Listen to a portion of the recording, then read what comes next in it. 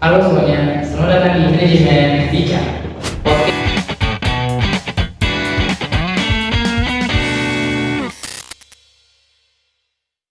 Podcast yang membahas di mana biaya manajemen dapat diterapkan di dunia nyata. Nah, hari ini kita bahas topik yang pas banget nih. Perusahaan keluarga yang sedang bertransformasi ke arah profesionalitas. Masalahnya ideal banget. Dari bentuk budaya, struktur yang lemah, sampai konflik yang sukses.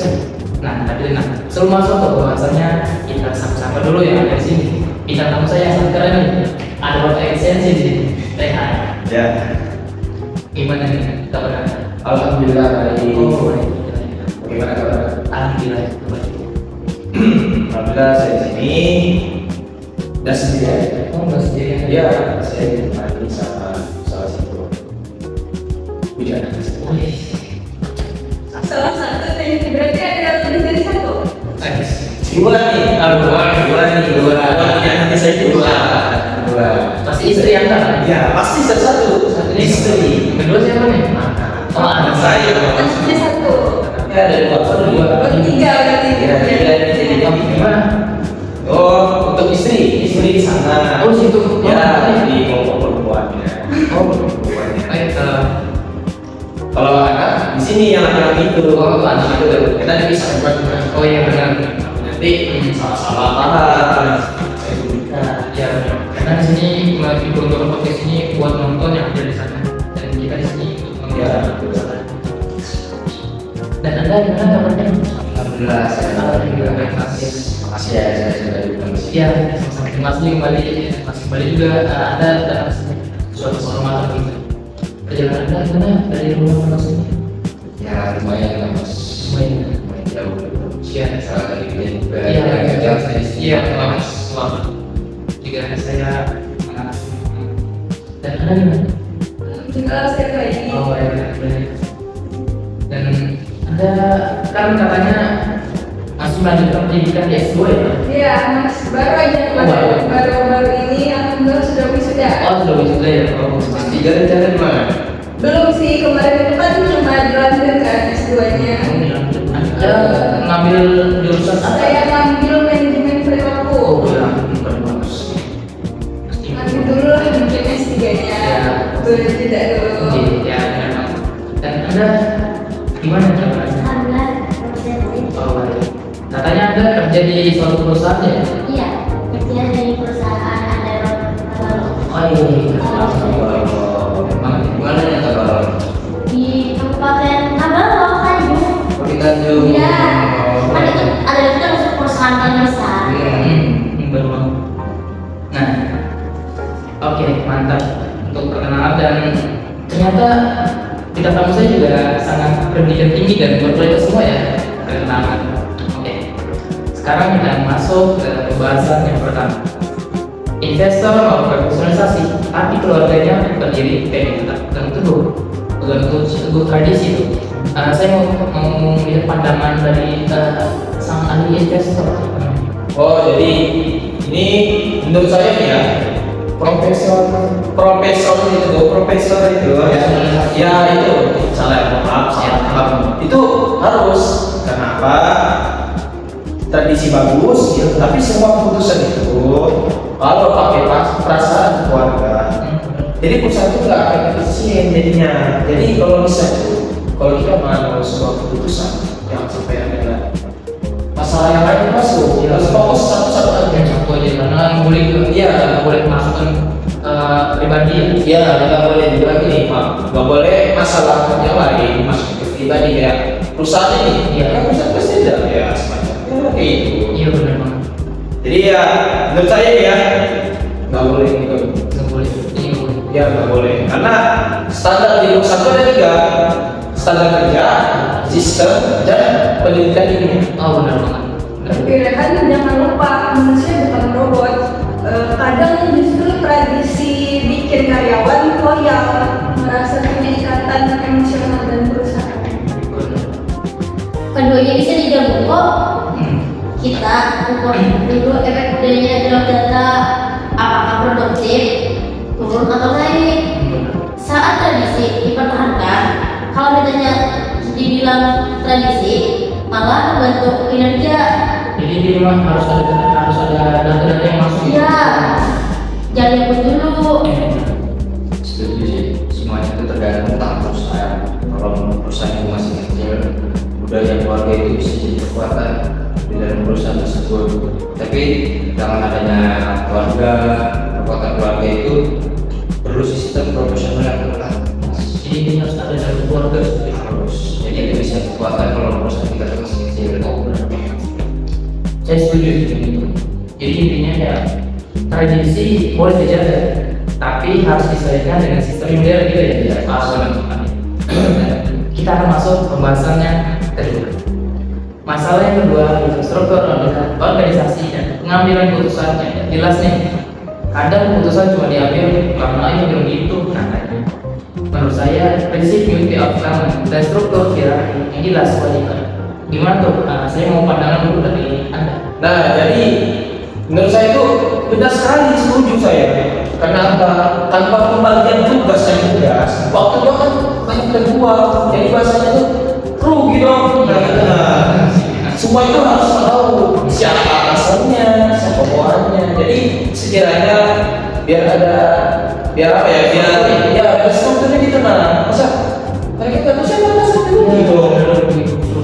Kan gue atasan. Dan harus manajer harus patuh sama direktur ya. Ya harus dong. Nggak bisa kayak gitu. Tapi kalau struktur terlalu kaku, komunikasi bisa terhambat loh. Orang bawah jadi takut ngomong ide baru. Benar, paham. Makanya bikin dulu dictionary aja. Setiap kan punya level kan, tanggung jawab dan indikatornya biar objektif dan gak tergantung siapa yang paling dominan. Tapi dari sistem governance itu sendiri bukan cuma soal struktur ya, tapi juga koordinasi dan transparansi. Formal juga boleh, tapi fleksibilitas itu tetap lebih penting lagi. Oke, ternyata formal itu tidak segalanya. Fleksibilitas itu Tetap boleh formal, tapi kita harus juga fleksibilitas. oke. Itu mau pandangan Anda ya? Menurut saya Boleh, kalau Anda mau ngapain ya terserah. Dan ini podcast juga santai. Ya. Mau kayak gitu juga hidupnya nggak ada masalah. Ya sama deh. Nanti juga dibuat. Oh iya. Kalau mau ngomong kayak silakan. Cuman kan ini ruangan ini Ruangan boleh. nggak bisa. Kalau bisa ini keluar pas habis. Nggak bisa pas Kita kalau punya acara podcast. Nggak bisa. Ya nggak bisa. Bermanfaat juga lah ya buat penonton. Benar. Karena kita kan kita jadi mahasiswa di sini orang. Bener kok. Masa depan dia masa depan dan nonton. Jadi kalau sebagai contoh dia bisa gengsi semua bener rata. Saya juga gengsi sih. Ya. Katanya Anda ini ya sama istri Anda ini sering melakukan manajemen apa ya? Oh, kalau untuk manajemen itu sih lebih banyak ilmiah sih. Oh iya ya. Lebih apa ya? Lebih ke Sudah aku ya. itu kayak semacam kedokteran gitu ya. Iya benar. Ya, karena saya manajer. Iya. Nah, istri saya itu apa? Direkturnya di perusahaan yang lain. Wah, Ya, banget itu. ya betul. Jadi saya di rumah, yang di rumah sama bini itu. Ini juga jangan Iya. ya. Ya juga makanya di rumah saya ada pembantu. Oh benar banget. Jadi mas sama pembantu gitu. Enggak juga dong. Maksudnya kayak gini. Iya. Iya. Pembantu itu cuma menemani anak saya. Karena saya kan dia bisa bahasa kita. Anak Anda nih pendidikan masih apa ya? Nah. Saya lihat sudah kayak besar gini, mungkin ya masih cetak dia nih. Nah, ini juga anak saya nih ya. Iya. Anak saya yang pertama itu namanya si Putra. Oh, Putra. Dia itu alhamdulillah sudah lulus S2. Oh iya. S2 di kampus di Sunan Kalijaga. Keren banget ya. Nah, dia ngambil jurusan PAI. Oh ya, Dia bisa sama karya bawah. kan beda. Saya manajemennya. Dia gurunya. Oh, gurunya ya, Sesuaikan dengan dia. ya sesuai dia. Karena sih tidak bisa memaksa. Bisa mendukung. Dia bisa mendukung kasih donaturnya ke dia. Karena saya donaturnya awal sih. Dan yang kedua Anak kedua saya namanya Ahmad. Ya, dia masih SMA. Alhamdulillah tuh sekolahnya sih di sekolah yang mana itu nah? Yang terkenal ya? Ya terkenal yang ada. Iya. Ya, yang terkenal ya, kenal banget. Tapi sayangnya saya Islam sendiri. Oh iya banget. Lalu saya bisa bayar mahal uang itu, bayangin aja 20 juta per bulan. Per bulan itu, per bulan ya. Tapi alhamdulillah saya sering sedekah. Nah itu pentingnya ya, jangan lupa bersedekah. Penting sekali itu. Penting. Ya, ingat ya, gaji seberapa? Ingat ya. Dan Anda juga Nadila, Ya. katanya Anda sebelum masuk di semester 2 ini Anda katanya juga kerja ya di suatu perusahaan ternama ya? Baru aja sebelum saya masuk ke S2 tadi, saya kerja dulu di London itu. Magang maksudnya? Iya, magang. Oh gitu. Saya pengen coba Ini maksudnya berinteraksi. Iya, dulu Mencari pengalaman. Itu pengalaman. Iya, saya kerja dulu di London untuk setahun mungkin, Ya, benar. sampai saya terbiasa, baru saya masuk belajar magisternya.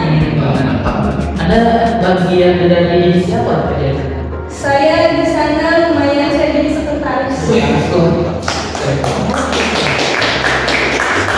Iya, juga jadi pengalaman buat kita dan juga jadi apa ya, motivasi buat kita, karena pendidikan juga itu penting, karena ya sebuah pendidikan tidak akan terukur dalam sebuah hidup. Bener banget. Dan juga anda ini S2 ya, masih lanjut atau sudah oh sudah. Pengennya Anda mau ngapain nih, lanjut atau pengen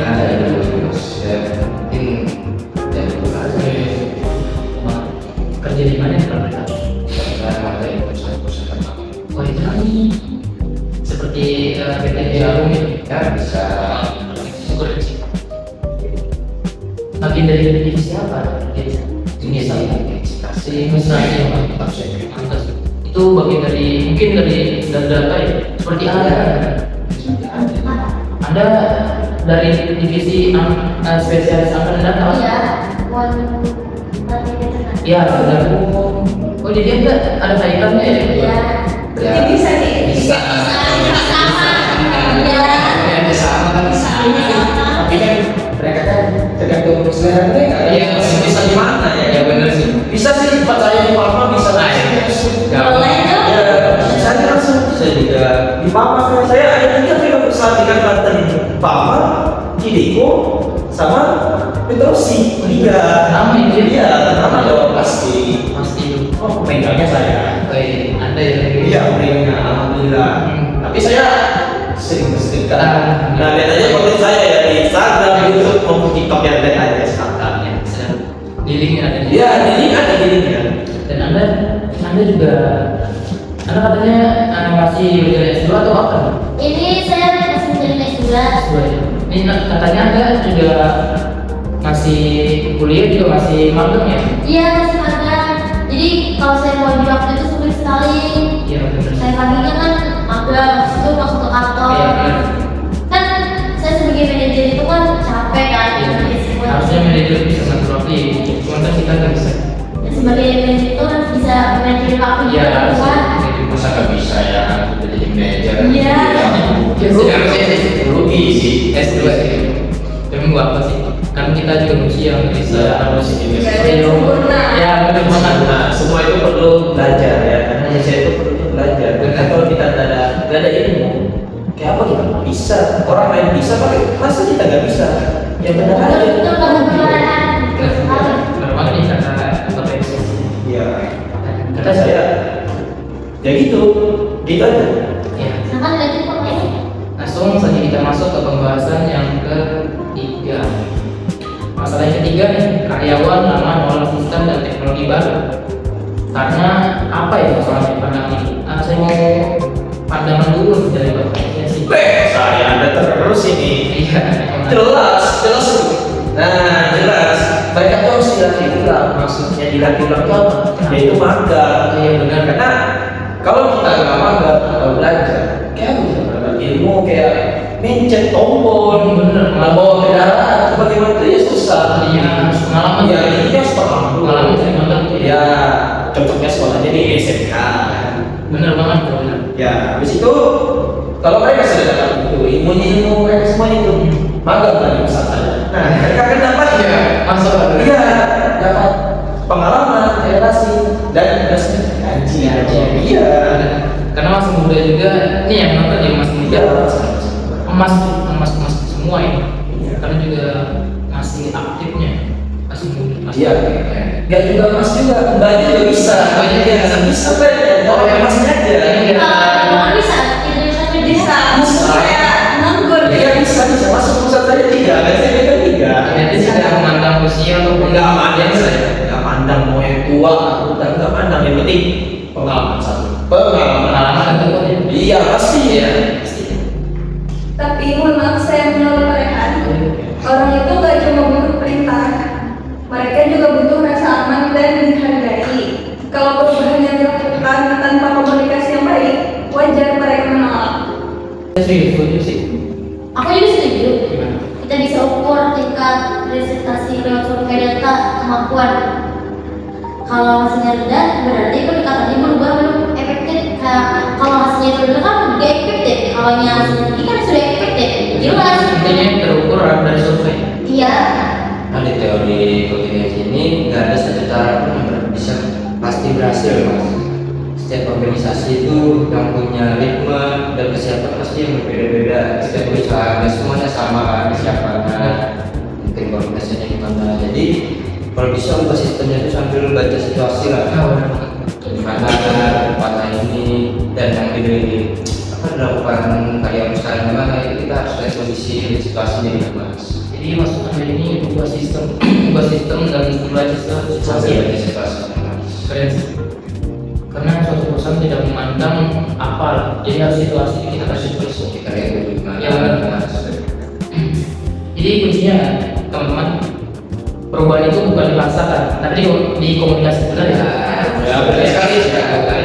Komunikasi itu kunci dari masyarakat. Benar. Intinya jangan malu untuk berkomunikasi dengan orang lain. Nah benar banget. Karena tidak ada perjalanan tanpa komunikasi. Iya benar sekali. Nggak berjalan gitu ya. Iya. Benar banget. Kalau untuk bapak yang mau bertanya Nah iya. Benar banget. Dan juga jangan melompati alur aja. Nah itu ya. Nah teman-teman, kita akan masuk nih pembahasan selanjutnya nih. Perusahaan nggak jelas nih arahnya. Mau tumbuh cepat atau fokus profit? Gimana nih Pak? Nah, saya langsung bilang aja nih, Iya. langsung bilang efisiensi dulu lah.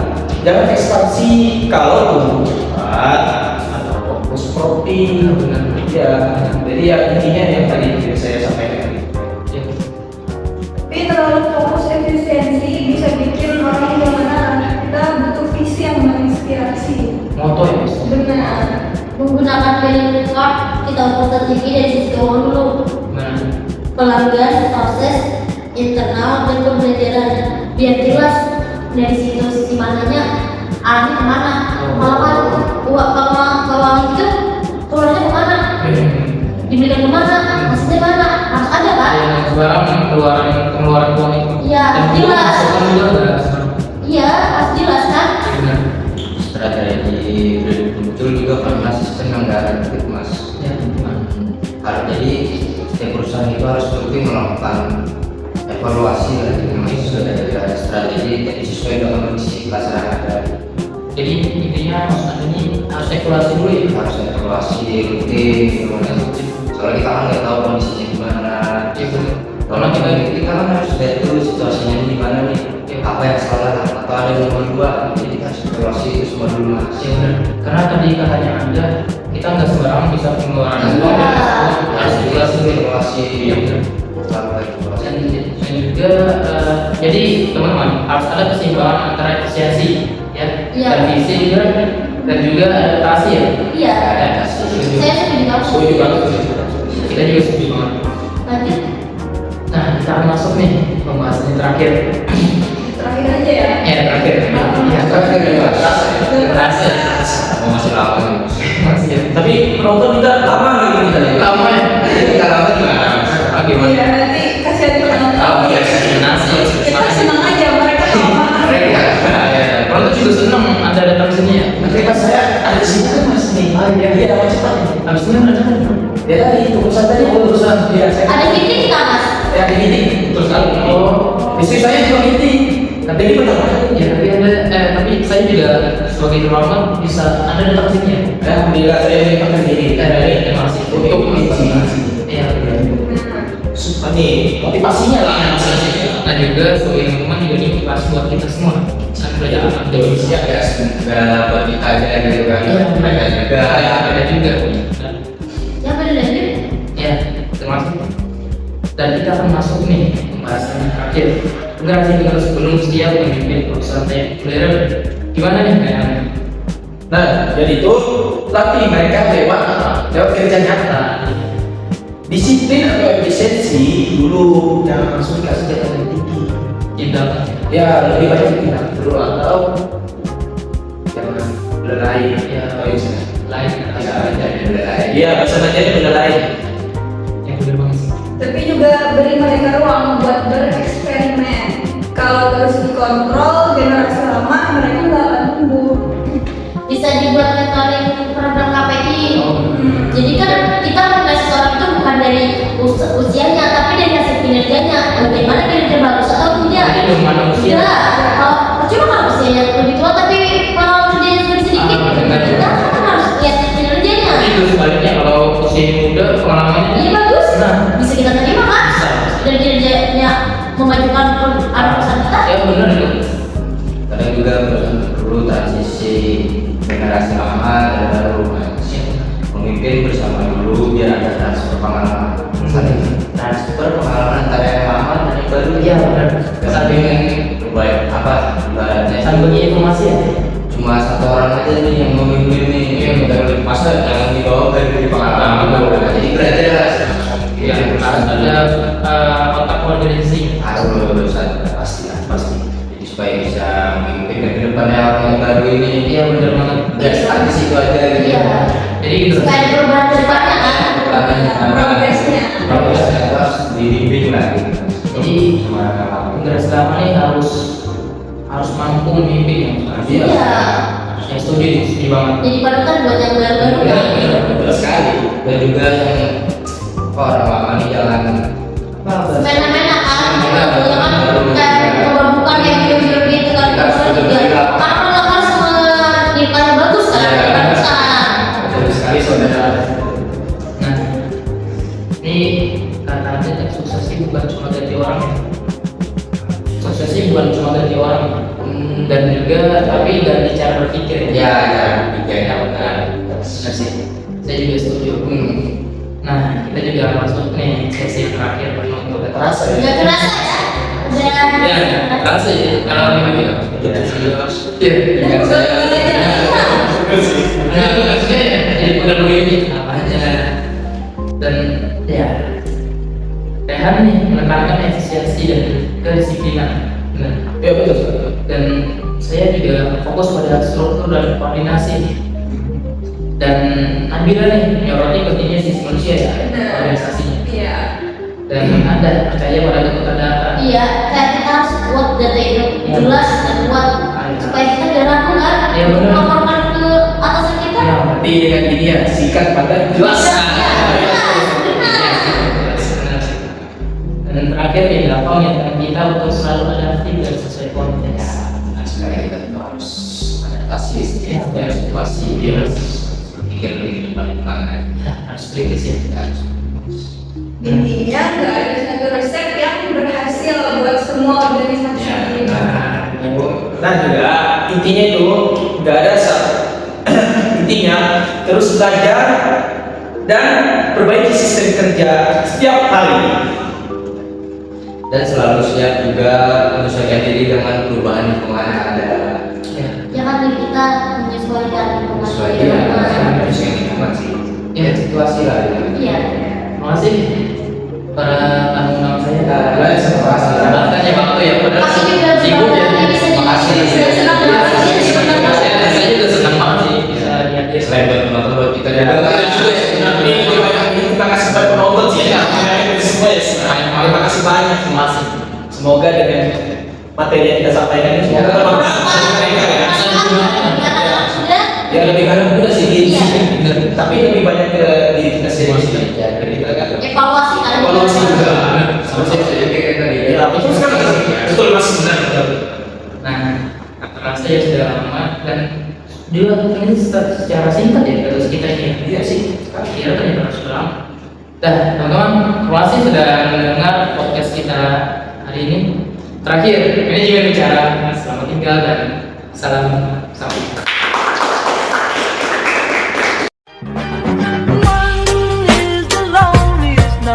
That you'll ever do. Two can be as bad as one. It's the loneliest number since the